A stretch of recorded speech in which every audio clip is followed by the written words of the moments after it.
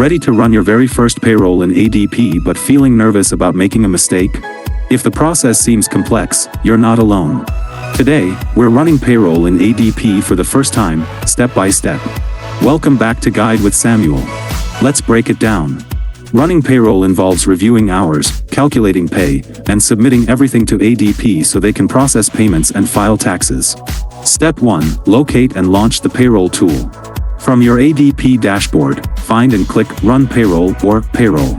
Select the correct pay period you're processing. ADP will display a list of active employees scheduled for this payroll. Step 2. Review and enter hours.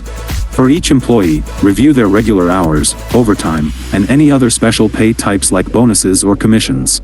If you have hourly employees, enter their hours worked. Double-check every number for accuracy before moving forward.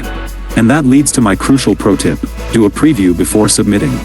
ADP offers a Preview Payroll function before the final submission. Use it. This shows you exactly what each employee will be paid and what taxes will be withheld. It's your last chance to catch and correct any errors before the money moves. So, just like that, you're equipped to process payroll with confidence. Taking that careful first step goes a long way in establishing a smooth payroll routine.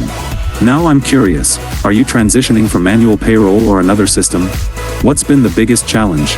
Let me know your thoughts down in the comments, and subscribe for more clear-cut guides like this one. Thanks for watching.